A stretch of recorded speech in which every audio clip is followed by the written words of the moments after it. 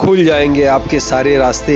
परीक्षा में सिलेक्शन ले तो सही, जीवन में सब होगा हासिल। तू सिलेक्शन की जिद पर अड़ तो सही।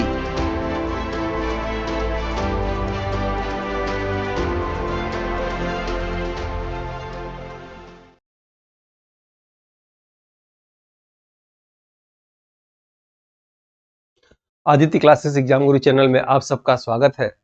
भारत के समान भूगोल के अंतर्गत आज हम लोग का चैप्टर रहेगा जो है भारत का परिचय। ठीक है, तो आइए देखते हैं क्लास के क्रम में। जैसा कि बताया गया था कि पहली क्लास भारत की नदियां ले चुके हैं, उत्तर भारत के पर्वतीय मैदानी क्षेत्र ये लिया चुका है, प्रायद्वीपीय पठार क्षेत्र, तटीय मैदान, द्वीप समूह, मरुस्थल क्षेत्र, और छठवां है भारत का परिचय, जो आज क्लास हम लोग लेने जा रहे हैं। क्लास का क्रम हम लोग का यही रहेगा, ऐसे हम लोग समाप्त करेंगे तेजी से, ताकि मैक्सिमम क्वेश्चन जो है इसमें कवर हो जाए। ठीक है, आप देखे होंगे कि भारत का परिचय के अंतर्गत जो है आज जो क्लास शुरू हो रही है, इसके पहले जो ये चैप्टर आप देख रहे हैं, आप देखेंगे एग्जाम में सबसे अधिक प्रश्न यहाँ से उठाए जाते हैं, इसलिए इन चैप्टर को पहले क्लास ले लिया गया है। ठीक है, तो आइए देखते हैं हम लोग।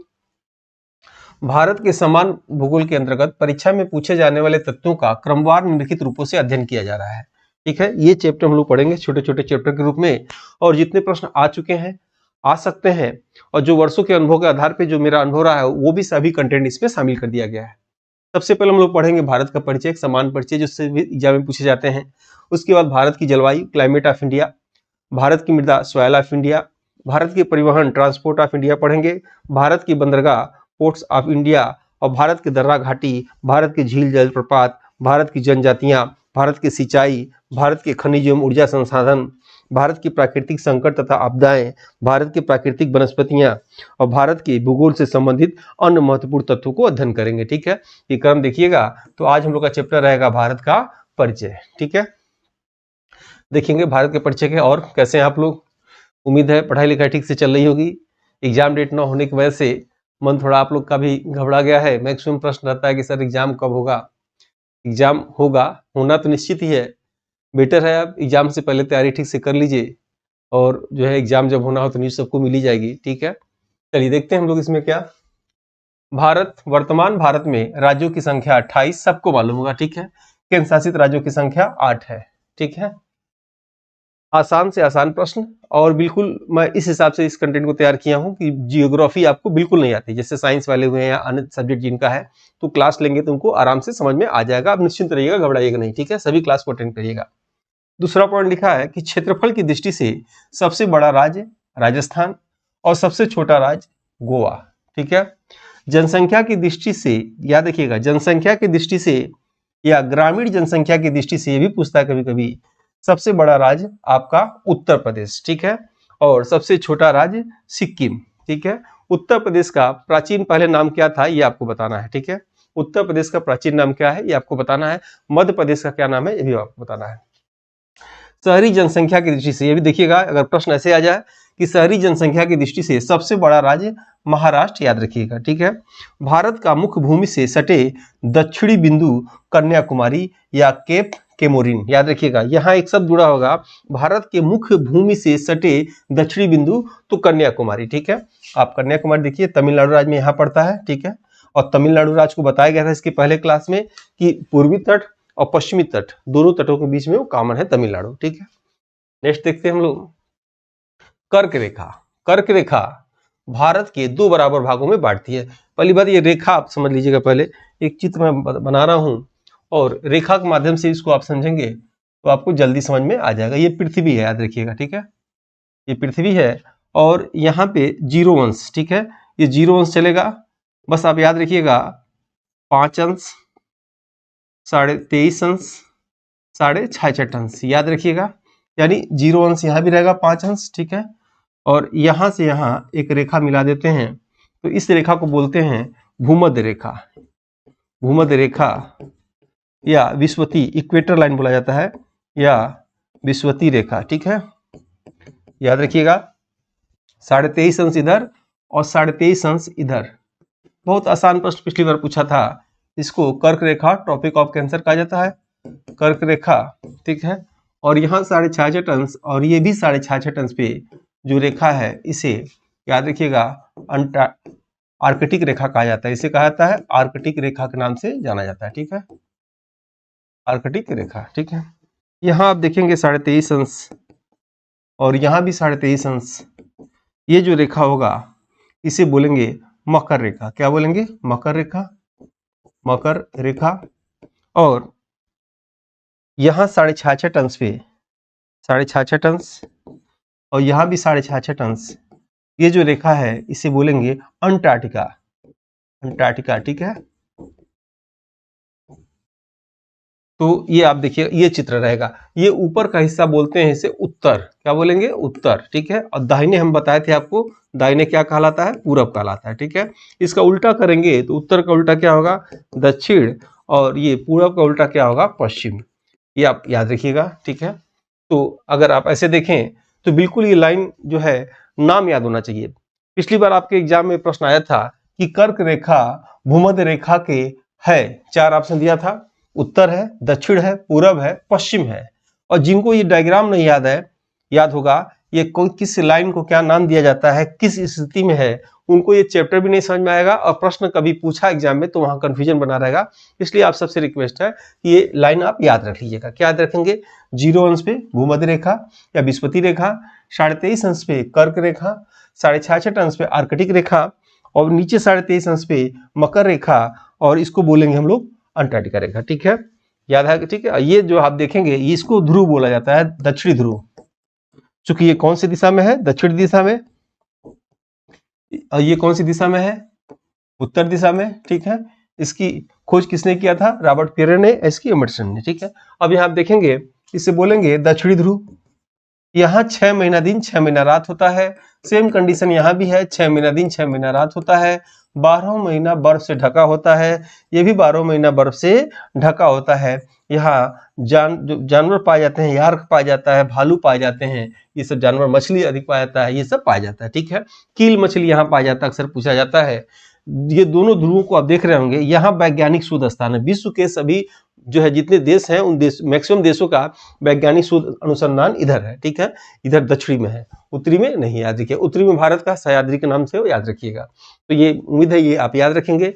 ये हमने 5 अंश बनाया था, ये इसको बाद में बताएंगे किसी और चित्र में, अभी आगे आएगा। तो यहाँ बस आप इतना याद रखिए, ठीक है। रिपीट कर दे रहे हैं। 0 अंश पे इक्वेटर लाइन, भूमध्य रेखा, विस्पति रेखा, 23.5 अंश ऊपर उत्तर की ओर, ठीक है, कर्क रेखा, और 23.5 अंश दक्षिण की ओर नीचे, ये ठीक है, मकर रेखा, और 66.5 अंश आर्कटिक रेखा, और नीचे क्या होगा? अंटार्कटिका रेखा, ठीक है। अब देखिए इस क्लास को, यहाँ पे कर्क रेखा यानी इसकी बात हो रही है, इस कर्क रेखा, ठीक है। और देखिएगा भारत यहीं पे है, ये भी आप समझ लीजिएगा। भारत कहाँ है? यहीं पे है भारत, आप यहाँ पे है, ठीक है। पूरी क्लास को देख लीजिए, जैसे एग्जाम डेट आएगा ना तो इसी क्लास को फिर हम चित्र के माध्यम से कन्वर्ट कर देंगे, ठीक है। 1-2 बार देखे रहेंगे। इस क्लास के क्या, सभी क्लास के जो मैं लेक्चर ले रहा हूँ तो आपको और आसानी से समझ में आ जाएगा, ठीक है। और देखिए मेहनत लग रहा है तो मेहनत मतलब ये है कि भाई सफल हो। सफल मतलब कैसे होगा? जब आपको वो चीज आएगा, ठीक है। इस बुक में 1 से 6 यूनिट तक के सिलेबस के अनुसार प्रश्नों का समावेश है। 4 बुक में 80 मॉडल पेपर हैं। एक मॉडल पेपर में 30 प्रश्न है, जिसमें आज तक के करंट अफेयर से लेकर सभी 1 से 6 यूनिट के प्रश्न को अपडेटेड कर दिया गया है। सभी प्रश्नों का यूट्यूब पर व्याख्या सहित रिकॉर्डेड क्लास आप देख सकते हैं। कुल 4 बुक और 1 ओमार की बुक यानी 5 बुक सेट और डिलीवरी चार्ज लेकर कुल 926 रुपये MRP बनती है। परंतु अभी ऑफर में और सभी वर्गों के छात्र छात्राओं को ध्यान में रखकर अमेजन के माध्यम से यह मात्र 499 रुपये में आपके घर तक पहुंच जाएगा। कोई अतिरिक्त चार्ज नहीं देना होगा, जो एक सीमित समय के लिए है, जो मार्केट का सबसे अच्छा और सबसे सस्ता बुक है। हिंदी प्रश्न के आगे अंग्रेजी में प्रश्न दिए हैं ताकि कठिन शब्दावली को समझने में आसानी हो। पुस्तक बाइलिंगुअल है। चारों बुक में असिस्टेंट प्रोफेसर के एग्जाम की दृष्टि से चुनिंदा प्रश्नों को ही समावेश किया गया है। बुक में अपने 12 वर्षों की प्रतियोगी परीक्षा पढ़ाने के अनुभव के आधार पर प्रश्न के साथ ऑप्शन का भी डिटेल व्याख्या यूट्यूब चैनल पर आपको मिल जाएगा। बुक के सभी प्रश्न आपकी तैयारी में रामबाण की तरह कार्य करेगा। जो छात्र छात्राएं टेस्ट कोर्स को परचेज कर चुके हैं या जो नहीं किए हैं, उन्हें भी यह बुक हार्ड कॉपी के रूप में ले लेना चाहिए। कर्क रेखा भारत को 2 भागों में बांटती है, जो भारत के 8 राज्यों से गुजरात, राजस्थान, मध्य प्रदेश, छत्तीसगढ़, झारखंड, पश्चिम बंगाल, त्रिपुरा, मिजोरम से होकर गुजरती है। ये करा, ये देखिए, यानी 8 राज्यों से ये जो है कर्क रेखा गुजर रही है, याद रखिएगा, ठीक है। भारत यहीं पे है। और दक्षिण भारत में गर्मी क्यों पड़ता है? क्योंकि ये भूमध्य रेखा के करीब पड़ता है, ठीक है। इसका बाद में आगे चैप्टर आएगा तो बताएंगे, जलवायु वाले चैप्टर में।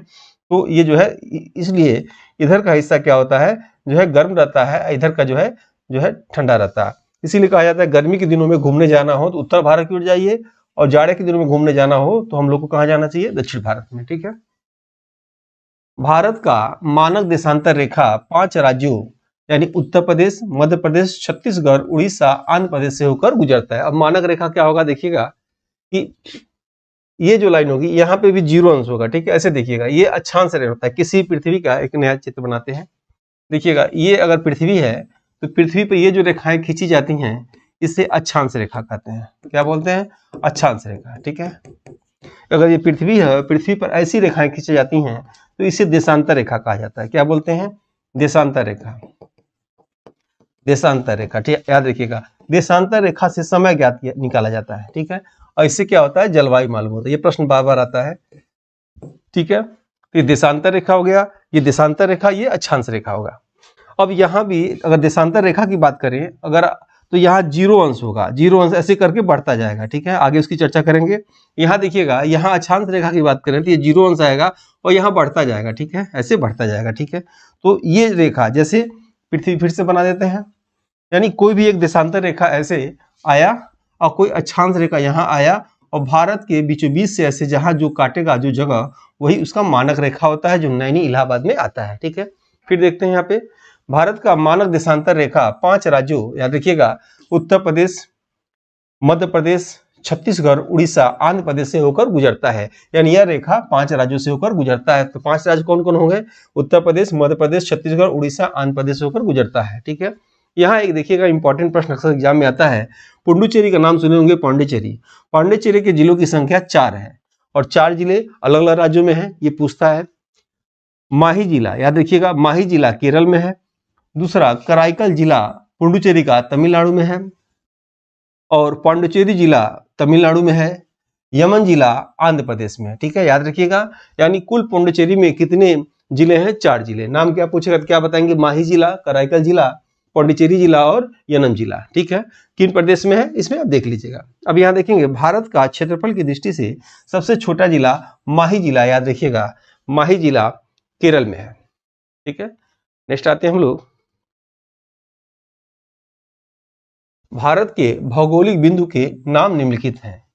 भौगोलिक बिंदु कैसे कह रहा है, ऐसे जैसे मान लीजिए हम यहाँ चित्र बना दिए हैं और ऐसे इस चित्र को देखिएगा, भारत का नक्शा अगर बना तो बहुत खराब है समझने के लिए। तो ये कह रहा है पूर्वी बिंदु, सबसे पूर्व में कौन सा स्थान है। ठीक है, फिर क्या कह रहा है, पश्चिम बिंदु, ये पश्चिम में कौन सा है। फिर क्या कह रहा है, उत्तरी बिंदु, यानी उत्तर में कौन सा, सबसे दक्षिण में कौन सा, ये पूछा जा रहा है। ठीक है, कह रहा है भारत का पूर्वी बिंदु क्या है, किबिथु। किबिथु अरुणाचल प्रदेश में, याद रखिएगा, यानी यहाँ की बात हो रही है। ठीक है, उम्मीद है आप सबको समझ में आ रहा होगा। फिर देखेंगे भारत का पश्चिमी बिंदु, यानी इधर की बिंदु कौन सा, गौर माता गुजरात। ठीक है, भारत का उत्तरी बिंदु इंदिरा काल लद्दाख। ठीक है, भारत का जो है इन दक्षिणी बिंदु इंदिरा पॉइंट, दोनों में अंतर देखिएगा, इधर इंदिरा काल है, इधर इंदिरा पॉइंट है, यानी यहाँ पे क्या है, इंदिरा काल है और यहाँ पे इंदिरा पॉइंट है। कहाँ पे है, इंदिरा पॉइंट, या इसी को पिग्मेलियन पॉइंट कहा जाता है। ये नाम बदल बदल के आता है एग्जाम में, इंदिरा पॉइंट, पिग्मेलियन पॉइंट या पार्सन पॉइंट। ये कहाँ है, अंडमान निकोबार में। लेकिन यही प्रश्न इसमें जुड़ जाए कि भारत का मुख्य भूमि से दक्षिणी बिंदु, तब ये नहीं होगा, तब कन्याकुमारी हो जाएगा। ठीक है, याद रखिएगा। नेक्स्ट हम लोग आते हैं, कर्क रेखा के उत्तरी भाग चौड़ा और दक्षिणी भाग सकरा है। ठीक है, समझ रहे होंगे, यानी जो कर्क रेखा जा रही है उसका उत्तरी भाग क्या है, कर्क रेखा के यानी उत्तरी भाग क्या है, चौड़ा है और दक्षिणी भाग सकरा है। कैसे कह रहा है, फिर से समझिएगा इसको, तो आप समझ नहीं पाएंगे। ये कर्क रेखा है तो इसका उत्तरी भाग क्या है, इसका जो है चौड़ा है और ये क्या है, सकरा है। ठीक है, नेक्स्ट आएंगे, फिर देखिएगा भारत का मानक देशांतर 82.5 डिग्री, 82.5 डिग्री, याद रखिएगा, 60 का आधा करेंगे, 100 का आधा नहीं करेंगे। ठीक है, डिग्री पूर्वी देशांतर है, याद रखिएगा। भारत का मानक देशांतर रेखा भारत का मानक समय बताता है, यानी मानक देशांतर रेखा भारत का मानक समय बताता है, जो उत्तर प्रदेश के नैनी प्रयागराज में है। कभी कभी एग्जाम में मिर्जापुर भी लिखा रहता है, प्रयागराज के नाम छोड़ के तो मिर्जापुर आप लगा दीजिएगा। ठीक है, पृथ्वी को दोनों ध्रुवों के बीच 0 डिग्री देशांतर रेखा को आपस में मिलाने पर जिस देशांतर रेखा का निर्माण होता है उसे प्रधान मध्यमान रेखा या ग्रीनविच रेखा के ब्रिटेन में है ये के नाम से जाना जाता है, ठीक है। यानी पृथ्वी के बीचों बीच से 0 अंश पे, मैंने आपको बताया था कि देशांतर रेखा का भी कहीं बीचों बीच होगा, स्टार्टिंग होगा, जो बीचों बीच से स्टार्ट होगा वो क्या होगा, 0 अंश पे होगा, ठीक है। भारतीय मानक समय ग्रीनविच मध्यमान रेखा या जीएमटी से 5 घंटा 30 मिनट आगे है, ये आपको याद रखना होगा। जीएमटी का विस्तारित रूप ग्रीनविच मीन टाइम होता है। उसके बाद भारत के सभी स्थानों की घड़ियां मानक समय के कारण ही एक समान बताती हैं, परंतु सूर्योदय के समय में अंतर होता है, ठीक है। अरुणाचल प्रदेश में सूर्योदय के 2 घंटा बाद गुजरात में सूर्योदय होता है, अर्थात दोनों राज्यों के मध्य 1 घंटा 20 मिनट या अरुणाचल प्रदेश से गुजरात तक देशांतरी विस्तार 30 डिग्री लगभग होता है। आपको क्या याद रखना है, ऐसे देखिएगा, सिंपल प्रश्न आता है कि अगर अरुणाचल प्रदेश में सूर्योदय 6 बजे हो रहा है तो गुजरात में कितने बजे होगा, तो 2 घंटे का अंतर रहेगा, यानी 8 बजे, ठीक है। या पूछ देगा अरुणाचल प्रदेश में यदि सूर्योदय 4 बजे हो रहा है तो गुजरात में कितना होगा, तो वहां 6 बजे होगा, 2 घंटे का अंतर होता है, ऐसे समझिएगा आप, ठीक है। या 120 मिनट का अंतर होगा, ये भी पूछ सकता है अगर प्रश्न की गहराई कठिनता स्तर बढ़ाएगा तो, ठीक है। या याद रखिएगा 30 डिग्री यहाँ पे जो है देशांतरी विस्तार 30 डिग्री के लगभग होता है, ठीक है। 24 घंटे में पृथ्वी अपने अक्ष पर 360 डिग्री घूमती है, याद रखिएगा। इस प्रकार 4 मिनट का समय 1 डिग्री देशांतर रेखा पर पार करने में लगता है। क्षेत्रफल की दृष्टि से वर्तमान में केंद्र शासित प्रदेशों में सबसे बड़ा राज्य लद्दाख है, वह सबसे छोटा राज्य लक्षद्वीप है, ठीक है। बताए थे आपको जो है सबसे बड़ा इस समय पहले क्या था, अंडमान निकोबार था, लेकिन जो अब अनुभवी टीम द्वारा यूपीएचईएससी का टेस्ट सीरीज शुरू किया गया है जीके जीएस पेपर के लिए, जो 6 यूनिट वाइज है, जिसके अभ्यास से आप अपने जीके जीएस के कॉन्सेप्ट को क्लियर करके अपने लक्ष्य को आसानी से प्राप्त कर सकते हैं। अगर आप इस टेस्ट सीरीज को लेते हैं तो आपको फ्री में मिलेगा सभी यूनिट के मॉडल पेपर, 100 से अधिक हैं, और सभी यूनिट के पीडीएफ नोट्स हिंदी और इंग्लिश में, 50 plus grouping test, 20 plus unit wise test, 58 plus PDF 5 test और 2014 से 21 तक साल भर पेपर है। इसके लिए आपको नई जानकारी के लिए टेलीग्राम ग्रुप पर आप जुड़ सकते हैं। अब क्या हो गया, लद्दाख हो गया है। यहाँ नोट में अब याद रखिएगा, ये डेट जरूर आप याद रखिएगा, 31 अक्टूबर 2019। 31 अक्टूबर 2019 से पहले क्षेत्रफल की दृष्टि से केंद्र शासित प्रदेशों में सबसे बड़ा राज्य अंडमान निकोबार था, और वर्तमान में अंडमान निकोबार भारत का दूसरा और दक्षिण भारत का सबसे बड़ा केंद्र शासित प्रदेश हो गया है, ठीक है। कहने का मतलब है अगर पूछे दक्षिण भारत का सबसे बड़ा केंद्र शासित प्रदेश कौन सा है तो अंडमान निकोबार लगाइएगा, या पूछ दे भारत का दूसरा सबसे बड़ा केंद्र शासित प्रदेश तो अंडमान निकोबार लगाइएगा, ठीक है। ये प्रश्न जब जैसे ज्योग्राफी में कोई चीज चेंज होता है वो सीधे आता है एग्जाम में, ये हम लोग का अनुभव रहा है। जैसे कोई राज्य बना, कुछ राज्य से संबंधित निश्चित प्रश्न आते हैं, याद रखिएगा, ठीक है। अब देखेंगे भारत की स्थलीय सीमा निम्नलिखित 7 देशों से मिलती है। 7 देश कौन कौन है, ऐसे याद रखिएगा, अफगानिस्तान, पाकिस्तान, चीन, नेपाल, भूटान, बांग्लादेश और म्यांमार। ये आपको सीधे सीधे याद रखना है। प्रश्नों की कठिनाई स्तर को एग्जामिनर अगर आपके एग्जाम में बढ़ाएगा तो क्या बढ़ाएगा, इसको देखेंगे आप। अफगानिस्तान जो है, अफगानिस्तान से भारत का कौन सा राज्य स्पर्श करता है, एक ही राज्य, कौन सा, लद्दाख। पाकिस्तान से भारत के कितने राज्य स्पर्श करते हैं, तो जम्मू कश्मीर, पंजाब, राजस्थान, गुजरात और लद्दाख, ठीक है। चीन से कौन कौन राज्य स्पर्श करते हैं, तो लद्दाख, हिमाचल प्रदेश, उत्तराखंड, सिक्किम, अरुणाचल प्रदेश स्पर्श करता है। नेपाल से कौन कौन राज्य स्पर्श करते हैं, उत्तराखंड, उत्तर प्रदेश, बिहार, सिक्किम और पश्चिम बंगाल, ठीक है। भूटान से कौन कौन स्पर्श करते हैं, तो अरुणाचल प्रदेश, असम, पश्चिम बंगाल और सिक्किम, ठीक है। बांग्लादेश से कौन कौन स्पर्श करते हैं, तो पश्चिम बंगाल, मेघालय, मिजोरम, त्रिपुरा और असम। म्यांमार से कौन कौन स्पर्श करते हैं, तो अरुणाचल प्रदेश, नागालैंड, मणिपुर, मिजोरम, ठीक है। अब आप कहेंगे सर याद कैसे होगा, याद करने की आवश्यकता नहीं है। सुबह जब उठिए तो आंख बंद करिए, आंख बंद करके एक बार नक्शे को याद करिए, या आंख बंद करने से पहले एक बार नक्शे को देख लीजिए, और नक्शे को देखने के बाद कौन सा राज्य कहाँ कहाँ है ये आंख बंद करके आप सोचिए। या ब्लैंक नक्शा आता है भारत का, 1 रुपया 2 रुपये का मिलता है, उसे आप मार्केट से मंगा लीजिए, और जो राज्य जो ब्लैंक है उसमें आप खुद लिखिए, 3-4 नक्शा ऐसे भरेंगे ना तो आपको याद हो जाएगा कौन सा राज्य, ये तो आपको याद होना ही चाहिए। और देखिएगा एक एक प्रश्न का महत्व है, याद रखिएगा, मैंने देखा है, आप भी देखे होंगे, सुने होंगे, एक एक नंबर से बच्चे जो है इंटरव्यू से बाहर आ गए, नौकरी लगते लगते नहीं लगी। इसलिए जितने भी सेक्शन है आपको एकदम इत्मीनान से आराम से पढ़ाया जाएगा। कुछ लोग का क्वेश्चन आ रहा था कि सर और सेक्शन नहीं पढ़ेंगे, बिल्कुल हम लोग पढ़ेंगे। आप सॉल्वर उठाइए, आप देखिए यूनिट 6 से शुरू हुआ है, एक भी हेडिंग छूटा नहीं है, ऐसे छूटते आ रहा है, ठीक है। अब इसके बाद हम लोग आएंगे ईवीएस पे आएंगे, फिर शोध पे आएंगे, शिक्षण पे आएंगे, सभी कुछ आप इत्मीनान से आराम से पढ़ लेंगे, ठीक है। आपको थोड़ा घबराहट लग रहा होगा क्योंकि पहली बार पढ़ रहे हैं, जो लोग हर साल कई जानते हैं वो इसको कोई उनको दिक्कत नहीं है, ठीक है। तो सभी विषय पढ़ाएंगे, क्रम से आएंगे। थोड़ा सा एग्जाम उजाम है नहीं तो आप समझ ही रहे हैं, थोड़ा बहुत लेट हो जा रहा है, लेकिन फिर भी क्लासेज अब रेगुलर ऐसे जैसे चल रहा चलता रहेगा। अब हम लोग आएंगे नोट में, देखिएगा आप समझ गए ना, भारत का नक्शे में कौन सा राज्य किस दिशा में, याद कर लीजिएगा या उसको रफ कॉपी में से बना के लिख लीजिएगा, 5-6 बार बना लेंगे तो आपको याद हो जाएगा, ठीक है।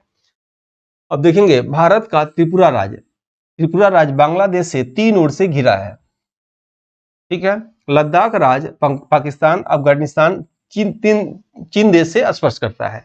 सिक्किम राज्य नेपाल, भूटान, चीन देश से स्पर्श करता है। विदेशों से स्पर्श करने वाले भारत के राज्यों की संख्या 16 है और केंद्र शासित प्रदेशों की संख्या 2 है। आप सीधे सीधे भी ये सब पॉइंट याद रखिएगा, एग्जाम में सब आते हैं। लैंडलॉक स्टेट या भू आवेष्टित राज्य या स्थलुद राज्यों की संख्या 5 है, जो उत्तर से दक्षिण की दिशा के क्रम में हरियाणा, झारखंड, छत्तीसगढ़, मध्य प्रदेश, तेलंगाना है, ठीक है। भारत की अंतर्राष्ट्रीय सीमा सबसे अधिक बांग्लादेश से 4096 किलोमीटर, अक्सर प्रश्न ये पूछता है, इंपॉर्टेंट है। भारत की अंतर्राष्ट्रीय सीमा सबसे कम अफगानिस्तान से लगभग 106 किलोमीटर पूछता है। ये दोनों प्रश्न अक्सर एग्जाम में आता है, याद रखिएगा। बिल्कुल सभी कंटेंट सोच समझ के, वर्षों के अनुभव के आधार पे मेरी मेहनत की स्याही से लिखा गया है और एकदम इंपॉर्टेंट है। आप एग्जाम देंगे या कुछ लोग दे रहे होंगे, अक्सर मैसेज करते हैं, बताते भी हैं, सर हमने आपके नोट्स पढ़ा और ये एग्जाम दिए, ऐसे क्वेश्चन लड़े, ठीक है। आप खुद देखेंगे इस चीज को, आप महसूस करेंगे। नेक्स्ट देखिएगा, भारत के समान भूगोल के अंतर्गत महत्वपूर्ण तथ्य, याद रखिएगा। विश्व में भारत का स्थान जनसंख्या में प्रथम है, ठीक है, पहले नहीं था, हो गया। विश्व में भारत का स्थान जनसंख्या में प्रथम और क्षेत्रफल में 7वां है, याद रखेंगे, ठीक है। रूस, कनाडा, चीन, संयुक्त राज्य अमेरिका, ब्राजील, ऑस्ट्रेलिया की क्षेत्रफल के बाद भारत का स्थान आता है, ठीक है। उस स्थान पे कौन था, 7वां, कैसे देखिए, 1 2 3 4 5 6 7, ठीक है। भारत का कुल क्षेत्रफल लगभग ये आप देखेंगे 3,32,87,263 वर्ग किलोमीटर है, ठीक है। भारत का क्षेत्रफल लगभग 2933 किलोमीटर पूर्व से पश्चिम की ओर, याद रखिएगा। भारत का क्षेत्रफल लगभग 3214 किमी उत्तर से दक्षिण की ओर है और भारत के तटीय सीमा की कुल लंबाई लगभग 7516 किलोमीटर है। भारत के राज्यों की तटीय रेखा सबसे अधिक गुजरात का और सबसे कम गोवा का। पूछता है कि समुद्र तट सबसे अधिक किस राज्य का है, सबसे लंबा, तो पूछेगा तो क्या आंसर देंगे आप, गोवा। सबसे कम गोवा का, सबसे अधिक गुजरात का। लेकिन सबसे सीधा पूछ देगा तो सबसे अधिक सीधा किसका है, तो आंध्र प्रदेश लगाइएगा, ठीक है। भारत के केंद्र शासित राज्यों में तटीय रेखा सबसे अधिक, याद रखिएगा, अंडमान निकोबार का। सीधी की बात होगा तब आंध्र प्रदेश लगाइएगा, लेकिन पूछा है तटीय रेखा सबसे अधिक अंडमान निकोबार का, किसमें, केंद्र शासित प्रदेश में, और सबसे कम लक्षद्वीप का है, ठीक है। भारत का अंतर्राष्ट्रीय सीमा म्यांमार के साथ कोको चैनल है, याद रखिएगा। भारत का अंतर्राष्ट्रीय सीमा इंडोनेशिया के साथ महान या ग्रेट चैनल के नाम से है, ठीक है। चलिए एक और प्रश्न बताइए, महान झील या ग्रेट लेक विश्व में किन 2 देशों के बीच में है, क्या बताना है आपको। महान झील विश्व में किन 2 देशों के बीच में है, ये आपको बताना है, किस महाद्वीप में है। यहां आपने क्या देखा, महान या ग्रेट चैनल किससे किसके बीच में, भारत और अंतर्राष्ट्रीय सीमा इंडोनेशिया के साथ, ठीक है। भारत का अंतर्राष्ट्रीय सीमा श्रीलंका के साथ पाक जल डमरू के नाम से है, ये अक्सर आता है। बच्चे क्या समझते हैं कहीं पाकिस्तान भारत के बीच में ना हो, क्या देखिएगा, पाक जल डमरू किसके बीच में, भारत और पाकिस्तान के बीच में, या इसी को पंबन द्वीप के नाम से जाना जाता है जो रामेश्वर में है, या समुद्री सीमा मन्नार की खाड़ी तमिलनाडु में, ठीक है। भारत और पाकिस्तान के बीच में जो है विभाजन एक पानी से भी होता है, समुद्र से, जो समुद्र से होता है वो कहां से होता है, मन्नार की खाड़ी से। आपके एग्जाम में प्रश्न आ चुका है, मन्नार की खाड़ी भारत के किस राज्य के अंतर्गत पड़ता है, क्या आंसर देंगे, तमिलनाडु, ठीक है। या भारत और श्रीलंका के बीच में कौन सी सीमा रेखा है, पाक जल डमरू, ठीक है। भारत बांग्लादेश के साथ सीमा विवाद के लिए 100वां संशोधन के माध्यम से हुआ था, याद रखिएगा। प्रश्न आ सकता है, कैसे पूछेगा, 101 संविधान संशोधन किससे संबंधित है, तो जीएसटी से पूछ देगा। 100वां संविधान संशोधन किससे संबंधित है, तो भारत और बांग्लादेश के बीच में, ठीक है। नेक्स्ट आते हैं हम लोग, भारत की स्थिति पृथ्वी के पूर्वी उत्तरी गोलार्ध में है और भारत का आकार चतुष्कोणीय है, ठीक है। भारत के बड़े बंदरगाहों की संख्या 13 है। भारत का 13वां बंदरगाह न्यू सोवा मुंबई में है, ठीक है। देवनागरी लिपि का विकास ब्राह्मणी लिपि से हुआ। अक्सर ये प्रश्न पूछे जाते हैं, याद रखिएगा। वैसे पूछेगा ब्राह्मणी लिपि सम्राट अशोक की है। ऐसे देखिए पूछेगा वर्तमान में भारत की राष्ट्रीय लिपि का नाम क्या है, तो उसका नाम क्या है, देवनागरी लिपि, ठीक है। और देवनागरी लिपि का विकास किससे हुआ, ब्राह्मणी लिपि से। और ये किसकी लिपि थी, सम्राट अशोक की लिपि थी। ब्राह्मणी लिपि को पढ़ने में सबसे पहले किसका हाथ था, तो जेम्स प्रिंसेप का हाथ था। 1837 में पढ़ा था इन्होंने। जेम्स प्रिंसेप को भारत में मुद्रा शास्त्र के जनक के नाम से जाना जाता है, याद रखिएगा। बहुत कम उम्र में, लगभग 40 साल की उम्र में इनकी मृत्यु हो गई और इन्होंने भारत के लिए बड़ा अच्छा काम किया। भारत का राष्ट्रीय विरासत पशु, याद रखिएगा, भारत का राष्ट्रीय, याद रखिएगा, पूछेगा राष्ट्रीय विरासत पशु, क्या आंसर देंगे, हाथी। जो एग्जाम पूछा उसी को मैंने क्लेशन लिया है, बाकी लोगों ने नहीं लिया। राष्ट्रीय वाक्य क्या है भारत का, सत्यमेव जयते। राष्ट्रीय पशु क्या है, बाघ। राष्ट्रीय फूल क्या है, कमल। राष्ट्रीय संवत क्या है, शक संवत। राष्ट्रीय जलीय जीव क्या है, डाल्फिन या गंगेसु। राष्ट्रीय वृक्ष क्या है, बरगद। राष्ट्रीय पंछी क्या है, मोर। राष्ट्रीय चिन्ह क्या है, अशोक स्तंभ। राष्ट्रीय लिपि क्या है, तो देवनागरी लिपि है, ठीक है। भारत और चीन मैकमोहन रेखा, याद रखिएगा, भारत और चीन मैकमोहन रेखा केवल अरुणाचल प्रदेश की स्थलीय सीमा रेखा है। भारत और पाकिस्तान के बीच रेड क्लिफ रेखा, पुराना प्रश्न हो चुका है, जानते भी होंगे। भारत अफगानिस्तान के बीच स्थलीय सीमा रेखा डुरंड रेखा। भारत की सीमा रेखा भौगोलिक दृष्टि से उष्णकटिबंधीय, याद रखिएगा, या वह उपोष्णकटिबंधीय दोनों है। उष्णकटिबंधीय और उपोष्णकटिबंधीय दोनों है, ठीक है, याद रखिएगा। नेक्स्ट देखिएगा, अब इसको आगे चित्र में बताएंगे। इसको ऐसे बांटा गया है कि ये देखिएगा, ठीक है, इस क्षेत्र को बोला जाता है उष्णकटिबंधीय, ठीक है, और इसको बोला जाता है उपोष्णकटिबंधीय, ठीक है। ये आगे बताएंगे। यहाँ पे, यहाँ बारिश अधिक होती है, चावल अधिक होता है, इधर वाले क्षेत्र में गेहूं अधिक होता है, ठीक है। नेक्स्ट देखिएगा, प्रायद्वीपीय भारत का सबसे दक्षिणी बिंदु कन्याकुमारी भूमध्य रेखा के उत्तर में है, यही प्रश्न आया था, याद रखिएगा। रांची शहर कर्क रेखा के पर स्थित है, वह नागपुर भी कर्क रेखा के समीप है, ठीक है। ये सब प्रश्न ऐसे एक एक लाइन में याद रखिएगा। 6 जोनों में भारत को बांटा गया है, जैसे पूर्वी जोन, पश्चिमी जोन, उत्तरी जोन, दक्षिणी जोन, केंद्रीय जोन व उत्तरी पूर्वी जोन। 6 जोन में बांटा गया है, याद रखिएगा। नेक्स्ट, इसी के क्लास लंबा ना हो जाए और इसलिए यहाँ तक इस क्लास को बनाया गया है। वीडियो आपको अच्छा लगे, लाइक सब्सक्राइब शेयर जरूर करिए, ताकि मेरे टीम का मोटिवेशन बने। इसके अगले भाग को हम लोग नेक्स्ट वीडियो में मिलते हैं। वीडियो कैसा लगा फीडबैक जरूर बताइएगा। मिलते हैं नेक्स्ट वीडियो में। जय हिंद, जय भारत।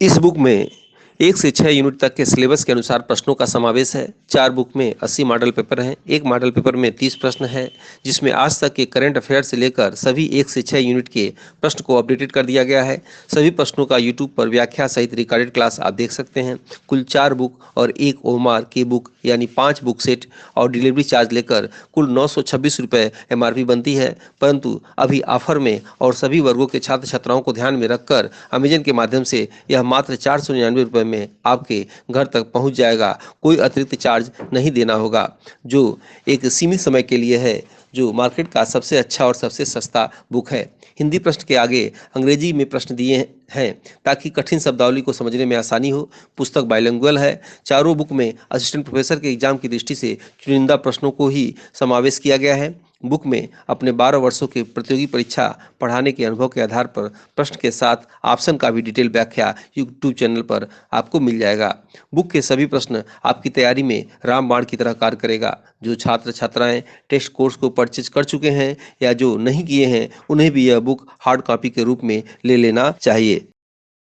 अनुभवी टीम द्वारा UPSC का टेस्ट सीरीज शुरू किया गया है GK GS पेपर के लिए, जो 6 यूनिट वाइज है, जिसके अभ्यास से आप अपने GK GS के कॉन्सेप्ट को क्लियर करके अपने लक्ष्य को आसानी से प्राप्त कर सकते हैं। अगर आप इस टेस्ट सीरीज को लेते हैं तो आपको फ्री में मिलेगा। सभी यूनिट के मॉडल पेपर 100 से अधिक हैं और सभी यूनिट के PDF नोट्स हिंदी और इंग्लिश में 50+ grouping test, 20+ unit wise test, 58+ PDF 5 test और 2014 से 21 तक सालवर्ड पेपर है। इसके लिए आपको नई जानकारी के लिए टेलीग्राम ग्रुप पर आप जुड़ सकते हैं।